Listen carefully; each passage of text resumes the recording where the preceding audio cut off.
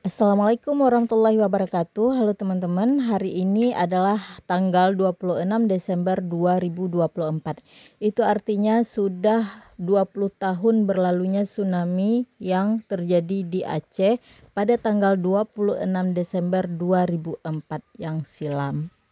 Nah teman-teman, pada kesempatan kali ini Kak Rahma akan mewawancarai suami Kak Rahma, Pak Kecik, Gampung Kepala Bandar, Kecamatan Susoh, Kabupaten Aceh Barat Daya, yang merupakan saksi hidup sekaligus korban dari keganasan dahsyatnya gelombang tsunami pada tahun 2004 silam. Coba bisa ceritakan ke pemirsa bagaimana yang Abang alami 20 tahun yang lalu? Tentang tsunami. Baik. Jadi pada hari ini tanggal 26 Desember 2024, tepatnya 20 tahun yang lalu, ketika itu saya masih kuliah sebagai taruna pelayaran.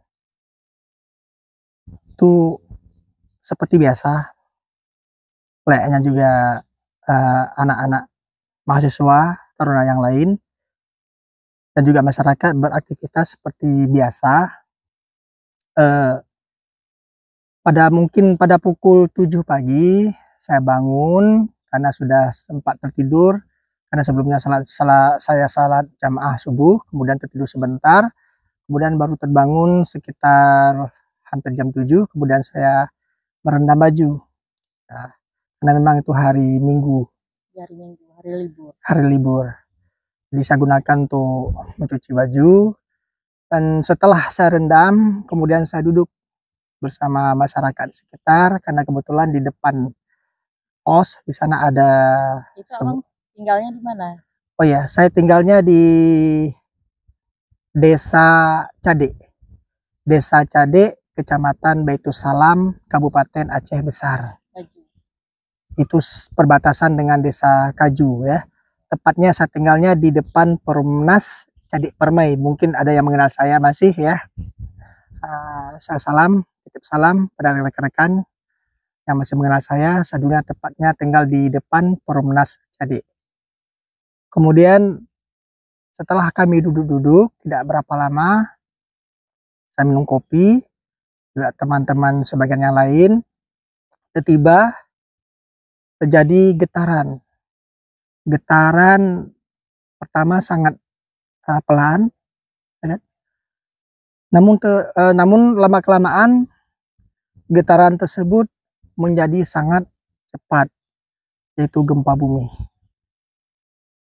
Dan gempa ini belum pernah kami alami, dan saya sendiri mengalaminya ini baru pertama kali dalam seumur hidup saya. Saya merasakan ayunan gempa itu selama mungkin lebih daripada 5 menit, tidak berhenti, dengan guncangan yang sangat keras, dan saya melihat dan saya mendengar dari kejauhan ada beberapa bangunan yang roboh. Itu tsunami belum datang? Belum, tsunami belum datang. Dan pada saat itu baru kita ketahui bersama-sama ternyata gempanya terjadi dengan kekuatan 8,9, ada yang mengatakan 9,3 pada skala Richter. Dan setelah kejadian gempa bumi, beredarlah di kalangan masyarakat bahwa ada beberapa bangunan yang ada di kota Banda Aceh yang saya ingat pada saat itu, yaitu salah satu swalayan yang sangat terkenal pada waktunya, swalayan Pantipira PP. Informasi dari mulut ke mulut. Iya, informasi dari mulut ke mulut. Kebetulan ada kawan yang memang pada saat kejadian gempa dia berada di kota Banda Aceh, kemudian dia pulang menuju ke arah tempat tinggal kami. Nah, pada saat itu gempa yang sangat dahsyat ya. Memang ada kekhawatiran karena pada 2 hari sebelumnya saya baru saja mempelajari tentang potensi gelombang tsunami yang akan terjadi di bibir pantai, karena kebetulan studi saya menyangkut dengan kepelabuhanan dan pelayaran. Bang, di mana nih kuliahnya waktu itu? Oh ya. Kenapa bisa tinggal di situ? Oh ya. Saya kuliahnya di Akademi Maritim Nusantara AMN Malahati Aceh, dan tidak jauh dari kampus. Maka dari tempat tinggal kami itu kampusnya tidak terlalu jauh, makanya saya memilih tinggal di Desa Cade. Dan pada saat itu kami setelah gempa kami tetap duduk-duduk bersama-sama di depan warkop, dan tidak lama berselang daripada itu, dari kejauhan ya, sebelumnya kami merasakan ada getaran di tanah. Ya, bukan gempa. Itu setelah gempa. Saya merasakan, kami yang duduk di situ merasakan getaran seperti mobil yang lewat di jalan, seperti itu. Mobil tronton yang sedang lewat di jalan bergetar. Dan itu bukan gempa, ya. Saya melihat dari kejauhan, saya melihat itu beberapa pohon kelapa tumbang. Dan saya masih bertanya-tanya, sebenarnya ini apa yang terjadi? Apakah ada sesuatu yang dari dalam bumi keluar? Seperti itu. Ya, semua pikiran pada saat itu semua tidak fokus lagi. Padahal saya baru saja mempelajari tentang gempa bumi dan potensi terjadinya tsunami di pantai. Tidak terpikirkan sedikit pun oleh kami. Kami melihat dari kejauhan ada beberapa pohon kelapa yang tumbang seperti itu. Nah, pada saat kami sedang kebingungan semuanya, tiba-tiba dari arah belakang rumah-rumah warga itu langsung air yang sangat hitam, setinggi mungkin setengah batang kelapa dewasa, atau sekitar 10 meter lebih ketinggian airnya. Itu jarak tempat abang tinggal sama laut jauh atau memang di belakangnya langsung pantai? Ya, kebetulan tempat tinggal saya itu dengan bibir pantai tidak terlalu jauh. Lebih dan kurang ada sekitar 2 km. Ada 2 km dari tempat saya tinggal. Kebetulan di belakang kos-kosan itu ada sejenis pertambakan ikan. Nah, kalau bahasa Aceh, nehun, ya, nehun. Jadi bayangkan tempat yang begitu tidak ada penghalang apa-apa, datang gelombang besar tsunami, langsung datang dari arah belakang rumah, kemudian menghantam rumah. Pada saat itulah kami mulai panik. Dengan air yang sangat hitam, kami berpencar. Dan saya tidak tahu harus lari ke mana. Yang saya tahu mengikuti kemana orang lari, seperti itu. Kemana orang lari, saya juga lari. Setelah itu, tiba-tiba kaki saya terjebak di rawa-rawa. Nah, pada saat kaki saya sudah terjebak di rawa-rawa, dan akhirnya saya sudah pasrah. Sangat pasrah, saya melihat tidak jauh dari saya melihat air semakin dekat, dan mobil-mobil tronton itu disapu oleh air, terguling. Dan tidak lama setelah itu langsung hantaman air tsunami yang begitu dahsyat menghantam di sisi kanan badan saya. Dan langsung di air, terkena air. Langsung saya kena airnya, dengan terjebak langsung dihantam. Dan pada saat itu saya tidak tahu saya terkena apa. Yang jelas ya, telinga saya sebelah kanan ini masih ada ya. Bisa mungkin sorot sedikit.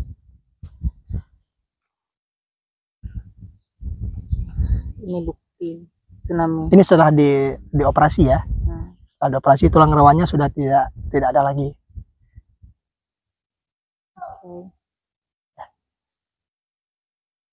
Pada saat saya dihantam oleh gelombang tsunami, saya berada di dasar. Di dasar. Itu ketinggian biasanya berapa? Itu ketinggian lebih kurang 10 sampai 15 meter. Kedalamannya?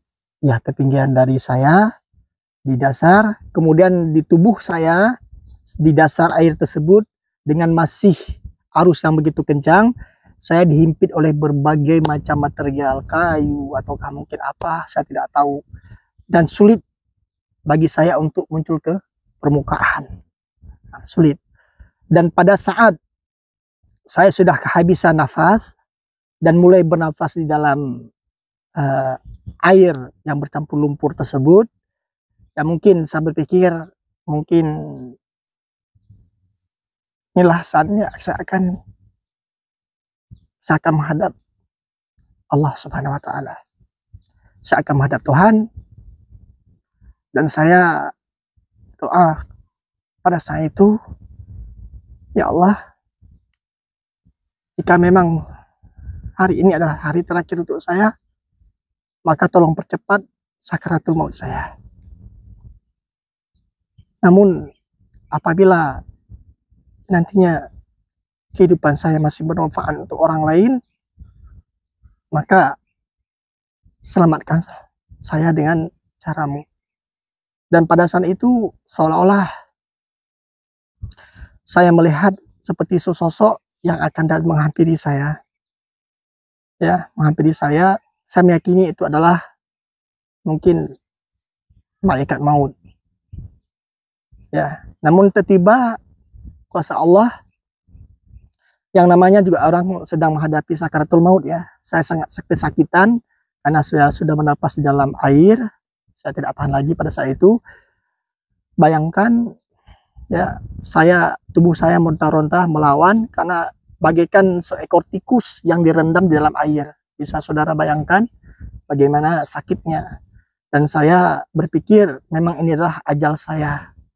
Dan mungkin ya akhir dari perjalanan hidup saya pada saat itu. Namun siapa sangka karena mungkin tubuh saya meronta dan memang takdir Allah, tiba-tiba saya muncul di permukaan hanya sebatas leher. Hanya sebatas leher. Dan di sini kiri dan kanan, depan belakang saya dihimpit oleh kayu.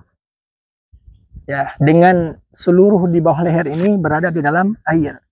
Dengan arus yang sangat kencang. Dan saya menyadari pada saat itu tubuh saya pada saat muncul ke permukaan tidak jauh dari masjid desa sebelah, desa Bait, masjid kalau tidak salah, lupa saya namanya, entah Baitus Solihin ya kalau salah. Dan saya munculnya di situ. Jadi bisa saudara bayangkan, saya dari sana terkena di desa Cade, kemudian baru munculnya di desa Bait, itu lebih kurang hampir 300 meter saya di dalam air. 300 meter saya terseret di dalam air tanpa bernafas sama sekali. Begitu kuat, begitu kencangnya arus. Nah, pada saat muncul tersebut, derita belum berakhir sampai di situ. Tepat di hadapan saya ada sebuah batang kelapa yang sangat besar. Ya, pas di depan saya, itu langsung menghadang tubuh saya yang sangat lemah. Sementara saya merasakan kaki-kaki saya ini, badan saya di bagian bawah itu sudah mati rasa semuanya. Bayangkan Anda terseret dengan air, sementara di bawah kaki Anda ada beribuan material yang tersangkut di kaki Anda. Itu sangat menyakitkan sebetulnya. Sangat sakit. Dengan kondisi telinga saya sudah putus ya, antara bagian atas dengan bagian bawah itu sudah terpisah, hanya saja masih nyangkut seperti itu. Nah, pada saat itu batang kelapa di hadapan saya langsung menghadang tubuh saya yang sangat lemah. Tubuh saya langsung berhadapan dengan pohon kelapa. Kemudian kayu yang ada di belakang saya, material-material yang ada di belakang saya itu menekan. Semakin menekan saya ke batang pohon kelapa tersebut. Dan pada saat itulah saya merasakan tulang-tulang, terutama tulang di bagian bahu ini, saya merasakan ada mungkin retak. Kalau patah mungkin belum. Saya merasakan tulang-tulang saya ini semuanya berbunyi pada saat itu. Dan mungkin retak ya. Dan saat itu juga saya berpikir, ya Allah, inilah terakhir saya hidup. Bayangkan ada material di belakang Anda menekan Anda bersama-sama ya, dengan mungkin tak tahulah kalau berat dikonversikan dengan apanya, barat kita tidak tahu, Allah alam. Namun ajaibnya kuasa Allah Subhanahu wa taala, saya sedikit ya melawan dan akhirnya saya terlepas dari tersangkut daripada pohon kelapa tersebut, langsung hanyut dan tepat saya berada di bawah pohon kapas yang ukurannya sangat besar. Dan saya itu kebetulan ada pintu dan saya langsung naik di atas pintu yang di atas air yang tersangkut. Saya langsung tidur istirahat di atasnya. Dan saya melihat telinga saya sudah terpisah bagian atas dan bawah, dan saya juga melihat ada kayu yang tertancap di perut, ya, kayu kecil. Saya langsung cabut kayu tersebut. Saya cabut dan saya melihat di sini ada terjadi ada luka di bagian bahu yang mungkin tadi terhimpit dengan batang kelapa, dan saya merasakan ini hampir mati rasa ya, mungkin terjadi retak pada saat itu semuanya. Nah, itu air udah surut? Belum. Itu air masih setinggi, kalau di tempat saya itu saya terdampar kalau nggak salah saya di desa Cot Sibati. Mungkin ya, kalau saya tidak salah, saya terdamparnya di desa Cot Sibati, dari desa Cade, desa Bait, kemudian saya terdamparnya di desa Cot Sibati dekat lapangan sepak bola. Nah, pada saat itu saya langsung istirahat terlentang di atas pintu, dan saya melihat di atas batang kapas ada bapak-bapak, ada 3 orang ya. Kemudian tiba-tiba dari mereka mengatakan kepada saya, dek, cepat naik, dek, gelombang datang lagi. Subhanallah, susulan. Tapi air yang pertama belum surut sama sekali. Dek, kalau kamu mau selamat, cepat kamu naik. Terus saya minta bantu sama Pak, tolong saya Pak, saya tidak sanggup lagi, saya sudah mati rasa Pak, tolong Pak, angkat, maaf dek, kami enggak juga sama posisinya seperti kamu, tolonglah kamu naik sebisa mungkin ke atas ini bersama-sama. Dan saya itu kondisi saya sudah sangat lemah. Tempat saya berpikir, ya Allah, saya tidak mampu lagi. Saya putuskan saya tidak akan lagi naik ke atas batang kapuk, karena memang sangat lemah, posisi saya lemah sekali ya, dengan panik yang sangat luar biasa. Pada saat ada keraguan-raguan, saya melihat memalingkan wajah saya ke arah laut. Saya melihat gelombang yang begitu besar lagi datang. Subhanallah, namanya manusiawi ya, ketakutan akan kematian itu pasti ada. Dan saya tidak ingin mati. Saya berpikir ini cara Allah sudah 2 kali menyelamatkan saya semenjak dari tadi saya di dasar kemudian diangkat ke atas, kemudian tersangkut dengan pohon kelapa, dan ini tak mungkin saya ingin menyanyikan hidup saya. Pasti Allah memiliki tujuan lain untuk hidup saya. Dan pada saat itu langsung gelombang yang semakin dekat, gelombang susulan yang semakin dekat dan juga sangat besar. Sementara pohon kapuk tersebut juga sangat besar, semua berduri dari atas sampai ke cabang yang ke atasnya itu berduri semuanya. Namun entah kekuatan dari mana, wallahu alam, entah kekuatan dari mana, kepanikan saya datang melanda tiba-tiba. Langsung saya bangkit, saya bangun, saya pegang itu duri-duri, ya kan? Duri-duri, siapa sangka yang duri yang kita anggap melukai, memang dia melukai, namun menjadi penyelamat juga. Karena duri tersebutlah saya bisa pegangan, ya, saya bisa memegang pada duri tersebut dengan kondisi ini sangat sakit, namun hilang sakit pada saat itu tiba-tiba.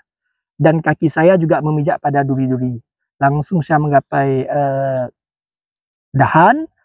Begitu saya sampai di pertengahan daripada pohon kapuk tersebut, ya, air yang sangat dahsyat, gelombang susulan langsung menghantam pohon kapas yang saya naik, hampir saja pohon tersebut tumbang. Subhanallah. Dan ketika setelah itu tidak berselang lama, ya kan, saya tidak tahu ada berapa kali gelombang susulan, yang namun itu sangat, memang memori saya sudah tidak terlalu ingat pada saat itu kan, karena terjadi 20 tahun yang lalu, sulit saya untuk mengingat secara pasti. Nah, Setelah itu bapak-bapak yang di atas tadi mereka turun ke bawah dan mengajak saya turun. Nah, pelan, air sudah surut, namun belum terlalu sangat surut, tapi pelan seperti itu, surutnya sangat pelan. Dan bapak-bapak sudah turun. Saya bilang sama Pak itu, Pak, saya biarlah bertahan di sini dulu Pak, karena kondisi saya sangat lemah sekali Pak. Lalu nggak apa-apa lah, bapak-bapak turun, saya masih di atas pohon kapok sendiri, dan telinga saya sangat sakit sekalian karena terpisah nih, terputus. Kemudian juga yang tadinya kayu tertancap di bagian perut, bagian bawah juga saya sudah mulai merasakan sakit, kebas, ya kan. Dan pada saat semua sudah hening, sepi, tiba-tiba saya melihat ke bawah masih ada air ya, mungkin surut sedikit-sedikit ke arah laut. Saya melihat ke bawah, pemandangan yang sangat mengerikan. Pemandangan yang sangat mengerikan yang belum saya melihat seumur hidup saya, belum pernah saya melihatnya. Saya melihat mayat hanyut begitu saja, baik laki-laki maupun perempuan, dengan keadaan tanpa busana, menandakan begitu dahsyatnya ya, begitu Anda dihantam tsunami, Anda bagaikan dalam blender ya, semua yang Anda pakai terlepas. Saya melihat hanyut laki-laki dan perempuan, dan pada saat itu tidak ada lagi pilihan bagi saya ya, dengan kondisi tangan sudah sangat sakit, tulang rusuk, bahu semua sangat sakit. Saya harus turun mencari pertolongan. Dan pada saat saya hendak turun, saya tidak bisa berbuat apa-apa, hanya bisa melompat. Karena tidak mungkin lagi saya turun melalui duri-duri, karena tubuh saya sudah sangat sakit. Nekat, saya lompat mungkin dari sekitar 3 meter dari dahan, langsung melompat ke dalam air. Dan qadarullah, pada saat melompat, kaki saya tertusuk dengan kayu juga, pas di sebelah kaki tertusuk, sangat sakit sekali dan berdarah sangat banyak, dan kayu tersebut juga saya cabut pada saat itu. Nah, akhirnya ada kain-kain yang lewat, saya ikat di kaki, telapak kaki saya ikat agar untuk menghentikan pendarahan. Nah, pada saat itu saya mencoba mencari pertolongan ke arah desa Rukoh ya, tepatnya di belakang Universitas Islam Negeri Banda Aceh, UIN Araniri ya. Nah, dulu masih IAIN namanya. Dan pada saat itu saya mencoba jalan dengan kondisi air sekitar seukuran dada ya, ukuran dada. Saya mencoba jalan, kebetulan di depan saya ada seekor sapi lembu, dan saya ikuti sapi tersebut karena saya takut, kan itu kita tidak tahu apa medannya, tidak tahu, jangan-jangan di depan kita ada sesuatu yang berbahaya, mungkin sumur, mungkin pancangan besi pondasi rumah yang baru dibuat. Saya ikuti itu, kemana jalan sapi saya ikuti.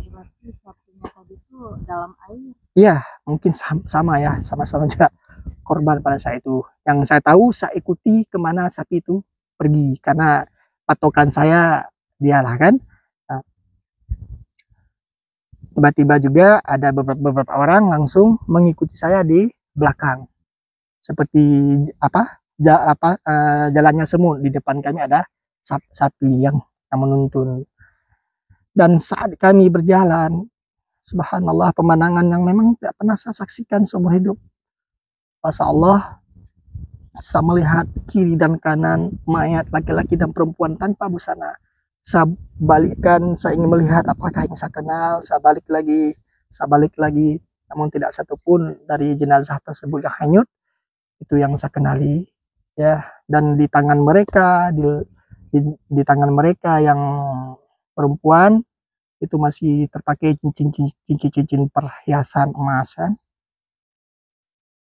Dan akhirnya sampailah saya di badan jalan di desa Rukoh, di kawasan Darussalam, di belakang Universitas Islam Negeri Araniri Banda Aceh. Dan pada saat itu saya istirahat sejenak, tidur di badan jalan, dan berpikir oleh hati saya tidak boleh lama di sini, walaupun kondisi sangat sakit, saya harus cepatnya mencari pertolongan. Setidaknya saya harus mencari pengobatan pertolongan pertama. Namun sebelum saya pergi, saya memompa perut karena perut saya sudah penuh dengan air laut. Saya memompa terus secara mandiri sampai beberapa kali air laut tersebut keluar sangat hitam. Saya pompa terus sendiri seperti itu, karena bukan terminum lagi, kita sudah bernafas. Kita sudah saya katakan saat saya di dasar tadi, saya sudah bernafas dalam air dan memenuhi paru-paru saya, semua perut memenuhi semuanya, ya kan. Saya memompa sebisa mungkin yang bisa saya lakukan pada saat itu. Nah, saya langsung berjalan menuju biru Universitas Syah Kuala Unsiah USK. Namun sebelum ke sana, saya mampir sebentar di Masjid Kopelma Darussalam. Subhanallah, saya tidak pernah melihat sebelumnya pemandangan yang sangat mengerikan juga. Itu jenazah mayat dibariskan, mungkin ratusan. Dan saya berpikir, mungkin seluruh Indonesia musibahnya sama seperti ini. Mungkin bukan hanya di tempat saya terkena saja. Dan setelah dari Masjid Kopelma, saya menuju ke biru Unsiah. Dan di sanalah saya ada mungkin kakak-kakak koas, abang-abang koas dari kedokteran Unsiah. Pada saat itu semua obat-obatan terutama bius itu habis.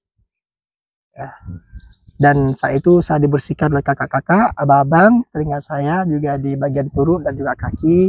Mereka saat itu menawarkan kepada saya untuk segera dijahit. Dan mereka minta maaf, tidak ada obat bius lokal. Dan mereka menyarankan untuk segera dijahit. Apakah saya bersedia ataukah tidak? Namun saya jawab, saya tidak bersedia, tapi tolong dibersihkan saja. Setelah dari biru Unsiah, setelah mendapatkan pertolongan pertama, setelah dibersihkan, saya langsung ke penampungan di Masjid Kopelma. Saya langsung ke masjid. Di sana saya beristirahat. Dan juga bantuan mungkin makanan ala kadar dari masyarakat sekitar sudah mulai berdatangan. Saya masih memakai baju yang sama, kan? Mungkin sekitar 1 hari ataupun 2 hari saya di penampungan Masjid Kopelma. Kemudian ada dokter dari luar negeri menawarkan kepada saya untuk bersedia dibawakan ke Australia. Komunikasi di kampung ada? Oh ya, keluarga dari kampung? Komunikasi di kampung, di desa itu semuanya terputus.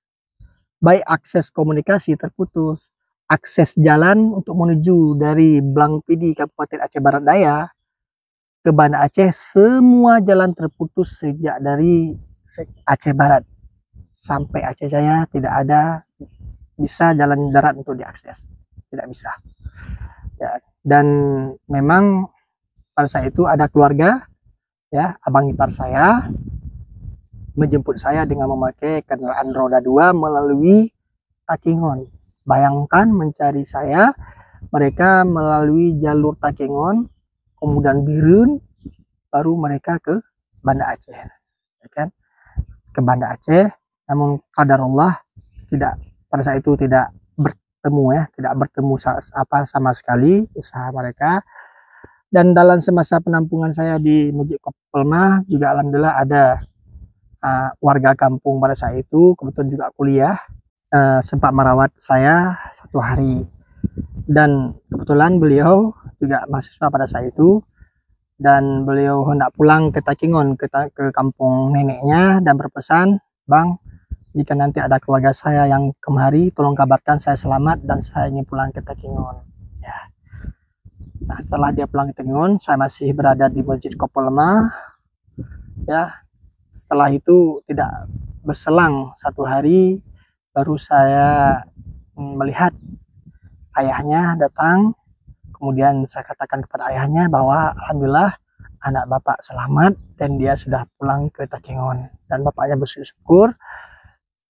Dan pada saat itu masih dalam hari yang sama saya pindah ke penampungan berikutnya. Saya ke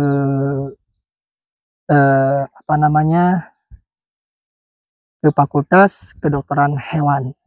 Di sanalah kami ditampung, dan saya sampai beberapa hari, di 3 hari ya, 2 hari kalau tidak salah, tepatnya pada hari Rabu pagi ada kabar kepada saya, "Dek, ada kawanmu yang katanya satu kos, namanya Fadli." Kaget saya. Ya benar, dia ada di Masjid Kepulma, katanya dada dia sangat sakit dan dia ingin bertemu dengan adik. Subhanallah, saya sebelumnya di Masjid Kepulma namun tidak bertemu, gitu kan. Dan saya pada hari tersebut, pagi Rabu tersebut, saya hendak menemui beliau. Baru beberapa langkah saya berjalan, mungkin sekitar 20 meter saya keluar dari Fakultas Kedokteran Hewan, langsung saya tumbang. Tidak mampu, dengan kondisi bahu dan telinga saya semakin sangat sakit, berdenyut.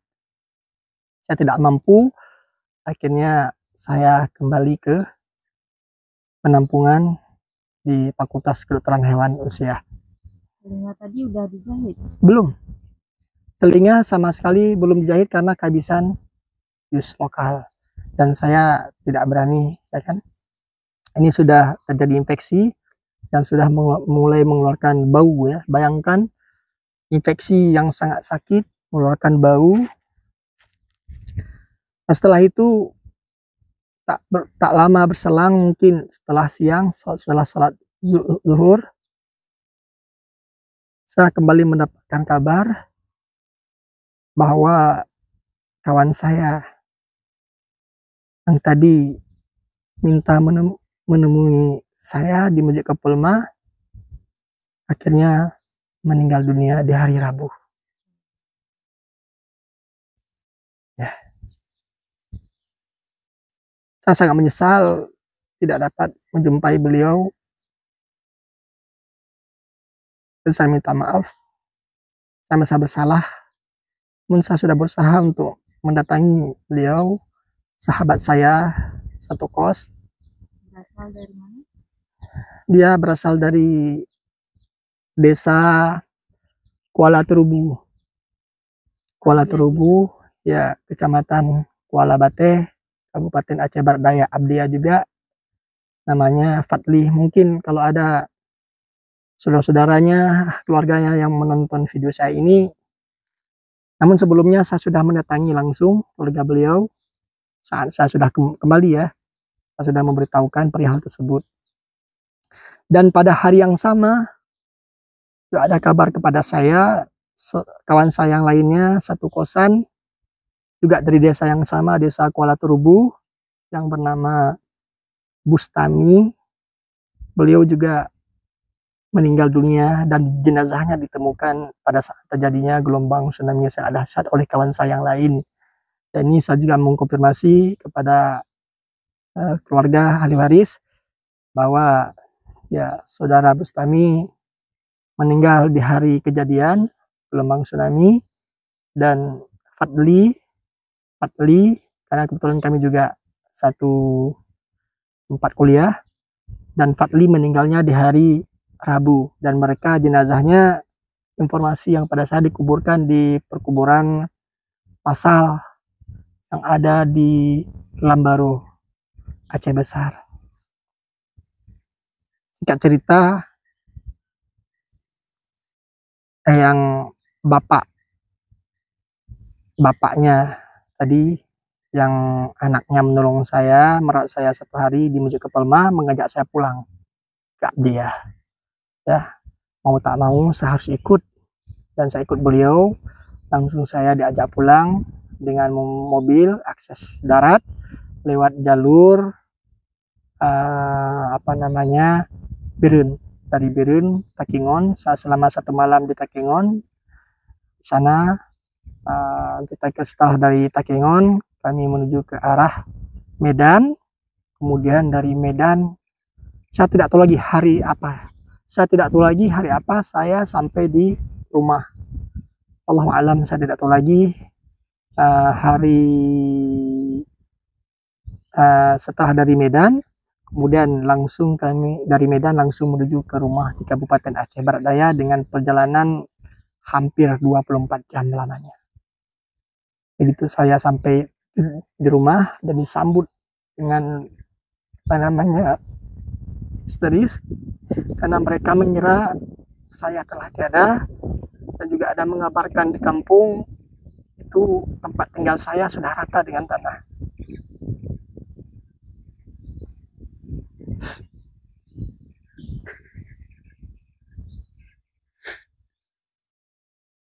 Dan sungguh sangat dahsyat.